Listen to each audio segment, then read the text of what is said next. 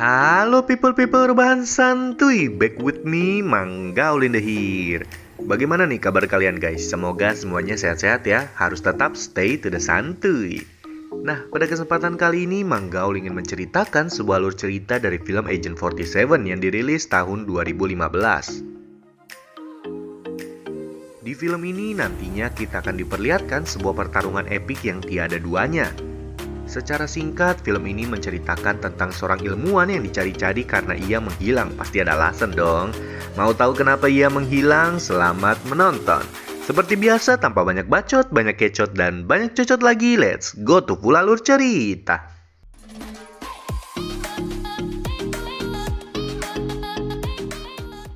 Film ini diawali dengan diperlihatkannya sebuah eksperimen untuk membuat senjata pembunuh. Eksperimen ini dilakukan pada tahun 1967 oleh seorang ilmuwan yang bernama Litvenko. Eksperimen ini pada awalnya 100% berhasil dan subjek yang berhasil dinamakan Agent. Namun seiring berjalannya waktu, banyak oknum-oknum pemerintah menyalahgunakan agent-agent tersebut. Litvenko yang mendengar hal itu merasa menyesal dan langsung menghancurkan penelitiannya. Litvenko juga membawa agentnya untuk hilang dari peradaban. Namun karena menghilangnya Litvenko, masalah malah muncul. Ada satu ilmuwan yang bernama Antoine mencoba kembali menghidupkan eksperimen yang dilakukan oleh Litvenko. Namun semua usahanya bertahun-tahun tidak membuahkan hasil. Sampai pada suatu saat Antoine mendapatkan sebuah titik terang di mana ternyata Litvenko mempunyai seorang anak yang bernama Katia Vandes. Antoine kemudian langsung bergegas menyuruh salah satu anak buahnya untuk mencari keberadaan Katia. Ini dia orangnya, namanya adalah Dr. Del Riego.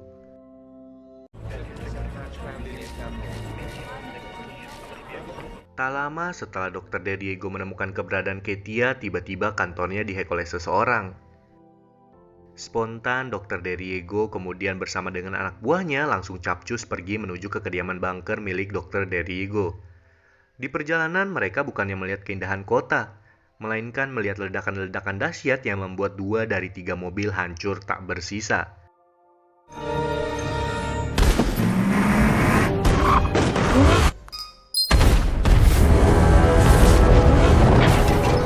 Mobil Dr. Del Riego selamat. Dr. Del Riego juga berhasil masuk ke dalam bunker miliknya. Tapi tiba-tiba ini yang terjadi. I said, status!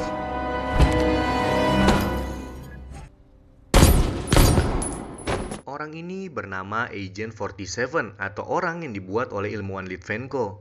Usut punya usut, maksud dari kedatangan agent ini adalah untuk menanyakan keberadaan dari Katia.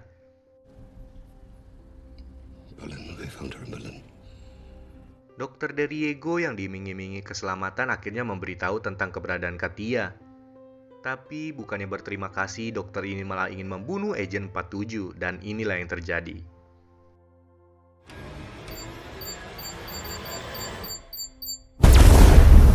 Setelah terjadi ledakan yang cukup besar, tentunya para penjaga sadar dan bergegas untuk di posisinya masing-masing. Agent 47 kemudian mau tidak mau harus melawan mereka satu persatu. Terjadi adu tembak yang wadidaw. Di sini kalian mungkin akan bingung dengan grafik lampu yang ajeb-ajeb, namun ya udahlah ya, dan ini pemenangnya.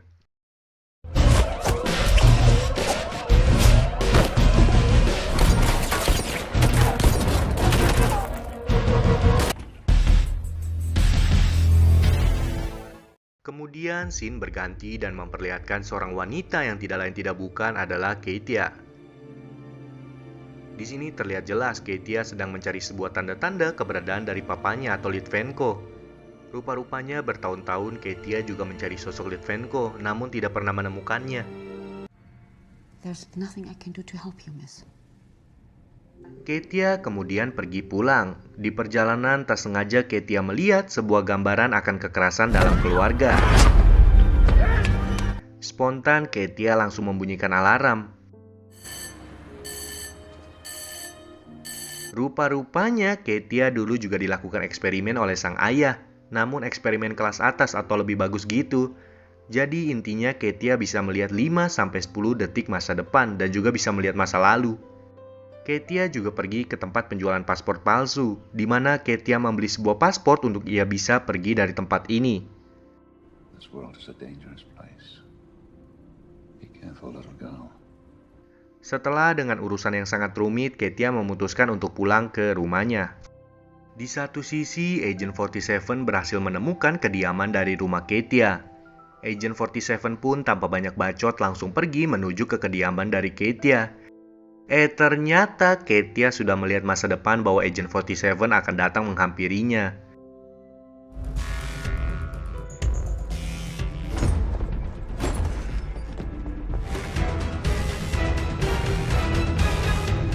Katia kemudian kabur menuju ke stasiun kereta api. Di sini Katia bertemu dengan seorang cowok yang bernama John Smith. John Smith menjelaskan bahwa orang yang mengejar Katia adalah orang yang akan membunuh Katia. John Smith juga berkata bahwa ia merupakan pelindung bagi Katia. Di saat mereka asik berbicara, tiba-tiba Agent 47 sudah berada di depan mata mereka. Namun yang aneh di sini, John Smith malah dicuekin. Agent 47 seperti hanya berfokus untuk menembak Katia. Karena sudah kesal, akhirnya Agent 47 meladeninya. Tapi tiba-tiba kereta hampir saja menabrak Agent 47. Tak mau terlewatkan dari kesempatan ini, John Smith langsung kabur menghampiri Katia. Untungnya mereka berhasil kabur. Tapi si babang Agent 47 tiba-tiba berkata, "Tidak semudah itu, Ferguson." We've been sent to protect. John Smith dan Katia langsung pergi bergegas menuju ke kedutaan Amerika Serikat. Mereka sengaja menembakkan pistol di depan para angkatan bersenjata. Mereka berpikir bahwa jika mereka ditangkap, mereka akan terbebas dari kejaran Agent 47. Tapi tunggu dulu, udah dibilang tidak semudah itu, Ferguson. Tiba-tiba Agent 47 masuk menyerahkan diri dan ini merupakan epic moment.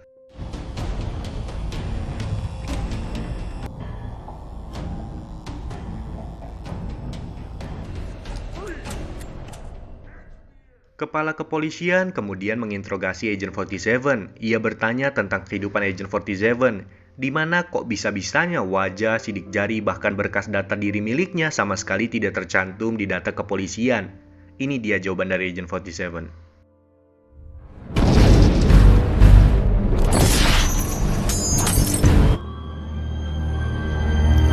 Sungguh kaget bukan? Kita bilang, wadidaw. Di satu sisi, John Smith yang mendengar suara tembakan langsung mencoba untuk melepaskan diri. John Smith juga bergegas langsung pergi menuju ruangan yang di dalamnya terdapat Katia. Mereka berdua kemudian lari menggunakan mobil polisi. Sementara Agent 47 langsung pergi menuju atap dari gedung kantor polisi dan inilah yang terjadi. They're building agents right now like 47, maybe worse.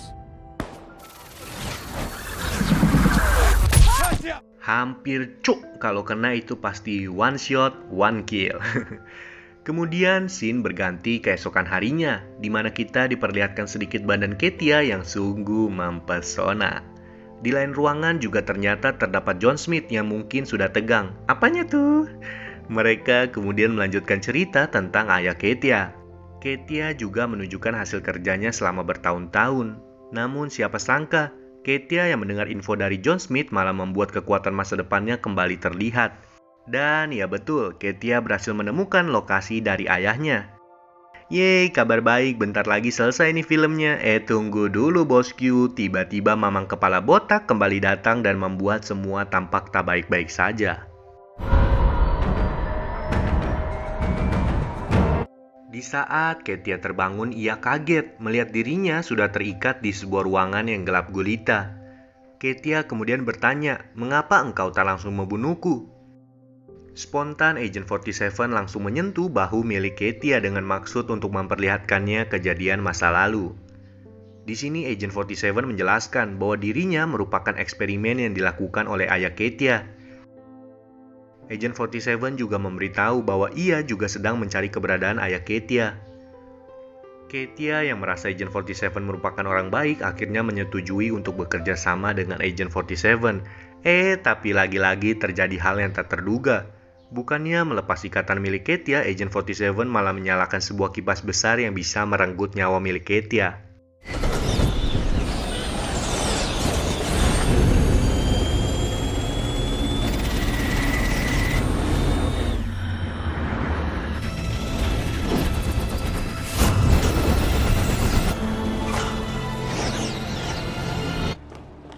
That took you too long. Di sisi lain, tepatnya di luar ruangan, ternyata sudah ada para bawaan Antoine. Pasti kalian tahulah scene apa sekarang ya kan? Terjadi pertumpahan darah di antara mereka. Katia yang disuruh menjauh dari pertarungan malah bertemu dengan John Smith. Untungnya tak lama datang si babang botak. Mereka kemudian sapa dia dengan cara laki.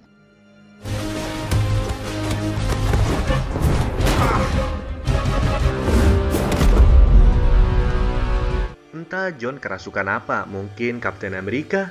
Tiba-tiba John menjadi kuat. Ia bahkan hampir membunuh Agent 47 jika Katia tidak datang. You missed.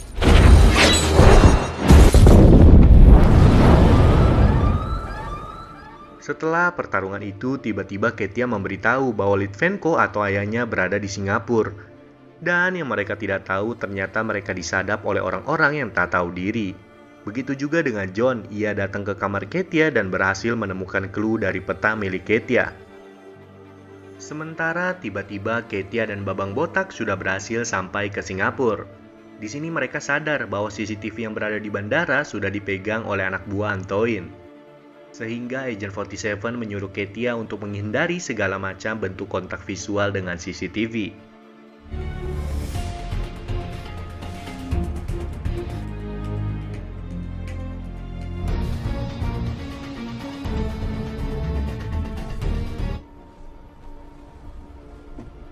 Katia dan babang botak berpikir bahwa mereka sudah lolos, namun mereka salah. Katia yang tak menyadari hal itu malah langsung pergi menemui ayahnya. Ayah Katia sudah sadar bahwa Katia akan datang menemuinya. Ayah Katia juga memberitahu alasan mengapa ia meninggalkan Katia. Ayah Katia bercerita, dulu ia meninggalkan Katia bukanlah semata-mata, namun ayah Katia takut nantinya Katia menjalani hidup seperti ayahnya. Berselang 10 menit kemudian, babang botak menyusul mereka. Ayah Katia yang melihat Agent 47 spontan langsung berkata, "Aku siap, bunuhlah aku." Malah hal ini yang terjadi. Move!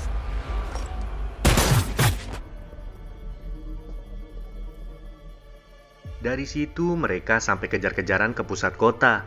Namun ternyata di pusat kota sudah ada anak buah dari Antoine yang menunggu.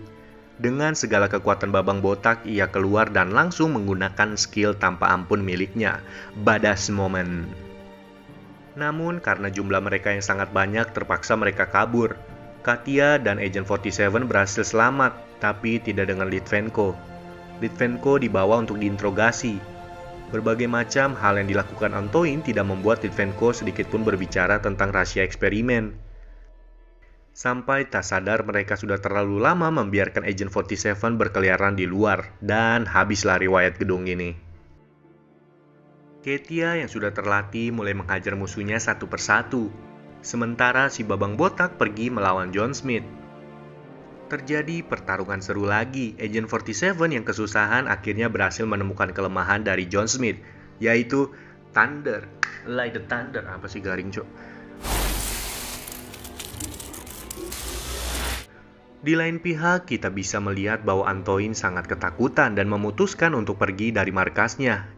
Tapi tunggu dulu, ente mau kemana? Aneh kan belum bilang say goodbye, kata Agent 47. Namun sayang, kukira keras, ternyata kertas. Helinya keburu berangkat duluan. Di dalam heli terlihat Antoine sedikit senang. Berbeda dengan Litvenko, ia malah berkata, "Surprise, surprise, motherfucker, aboom." Dan film pun tamat. Tunggu dulu mang, ada scene yang lebih mengejutkan. Ini dia, bukan jedak-jeduk. Das.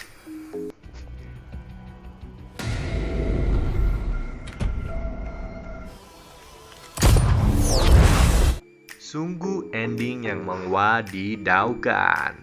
Menurut Mang Gaul, film ini terkesan dengan alur yang sangat cepat.